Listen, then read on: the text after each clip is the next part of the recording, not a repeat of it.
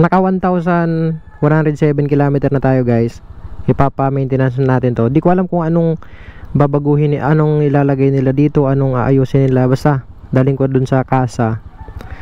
Ang ano pala nito, gas consumption na mas lumaki, mas lumayo kasi naglong ride tayo. 42.6 km per liter na sa loob ng 1,107 km.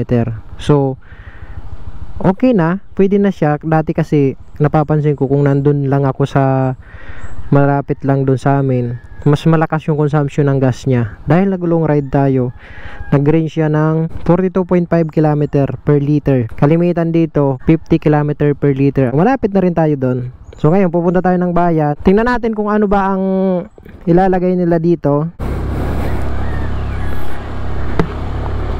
Siguro ano lang ata to, change oil lang. Change oil o kung ano pa man. Di ko rin alam guys kasi first time ko nang ganito. Ayun, ito nga yung daanan namin, oh. Maano to dito. Malubak-lubak dito.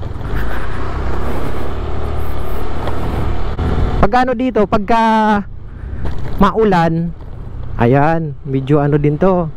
May putik, pero hindi naman gaano kasi ano na rin to, medyo matigas na rin tong ano na to, kalsada.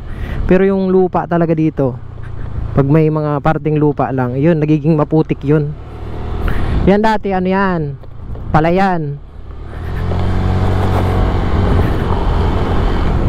Diba? Oh, madulas.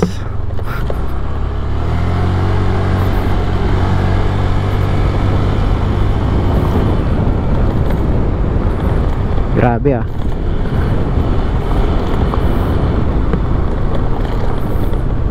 Hop, ya. Hirap mamili ng daan.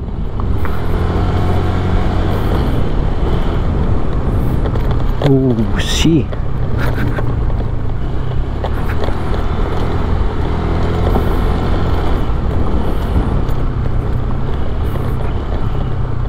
Siguro kung ano dito guys, kung ADB gamitin dito, maganda-ganda yun. Di masyadong ramdam. Pero okay naman din tong ano, kaya naman ni click. Pero iba pa rin yung kagaya ng ADB talaga. Kasi ano talaga yun eh, naka-design para sa mga ganto-ganto din. See. Diretso tayo sa ano, kung tawagin dito sa amin, sentro. Parang kung dyan sa Manila, bayan. Bayan ng ano, ng Iriga.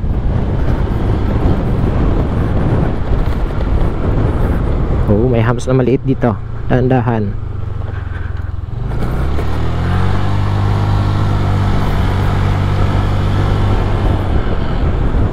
Chuchu. Ang liit naman ang aso na yan. Ang baba.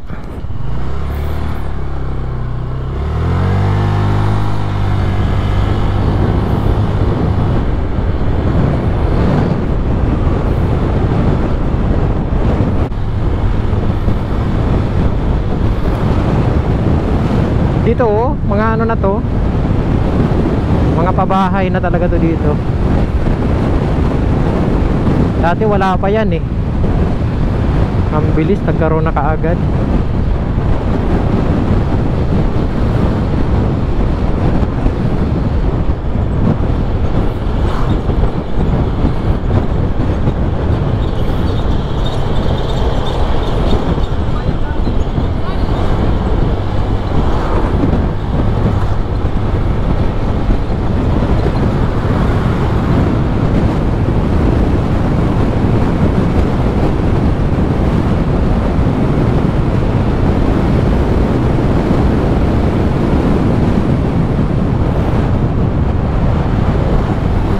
Yan, school naman to dito guys. Dito sa right side. Yan ako nag-aaral dati.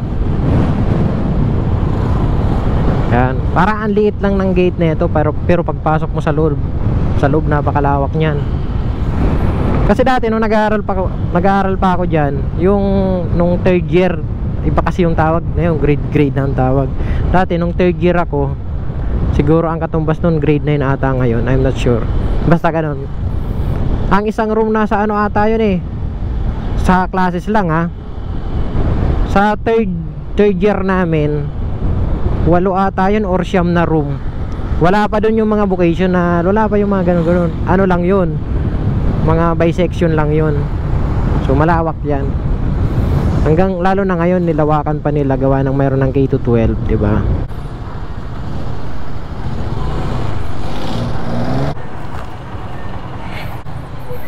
Ate, ito po. Pangalan lang ilalagay ko. Mga anong oras po kaya? I-text na lang po, sir. Sige, sige. Tapos 195. Per load pala doon.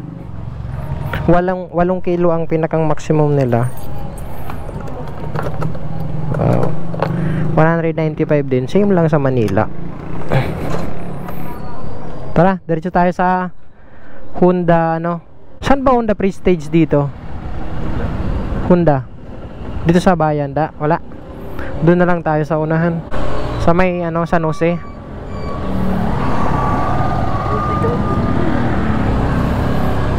San Jose. Dito tayo sa Motor Trade. Di ko alam kung pwede dito sa Motor Trade. Honda din naman to eh. Dito na.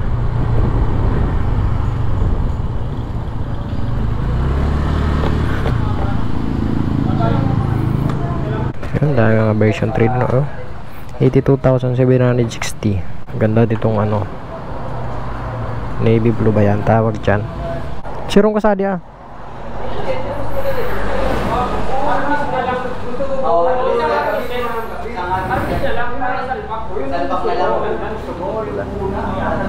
Oo. Version 3.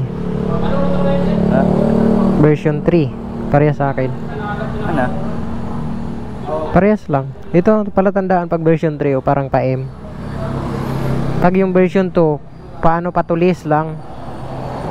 Tapos meron charge dyan pag version 3.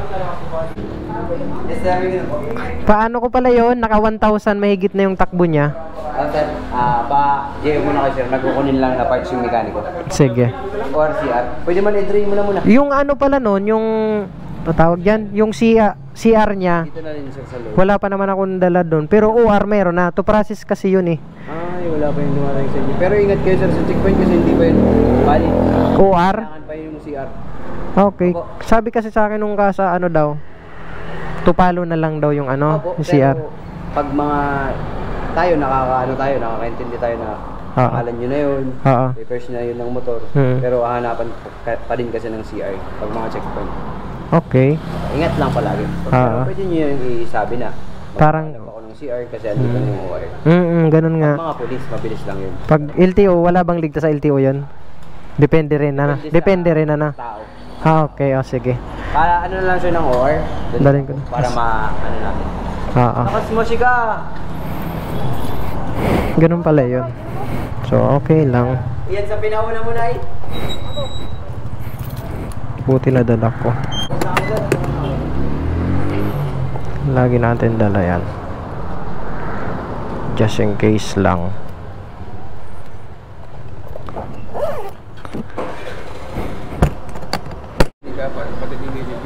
Okay. Anong course niya? Anong course niya? Anong course? College? Ano yun eh? Business ad ba? Business ad? Okay. Maganda yun. Sige, sir. Okay.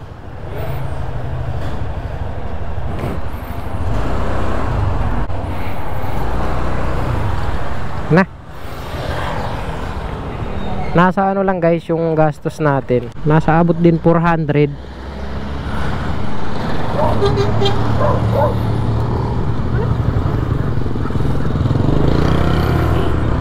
So ayan, okay na guys. Pinaset. Kasi gawa ng ito kasi ginawang every 1,500 km mag-aano ako. Change oil ako. Kasi sabi ko puro long ride ata. Parang feeling ko lang puro long ride ang gagawin ko dito sa motor na to. Kaya every 1,500. Siyempre magkukontent tayo guys. Kaya kailangan natin ng maalagaan yung motor. Every 1,500 okay na yon. Grabe init guys.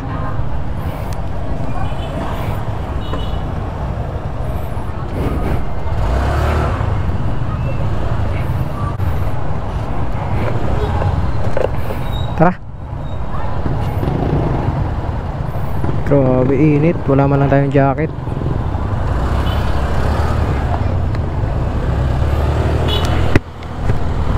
Ayun lang yung ano natin, yung pagpapa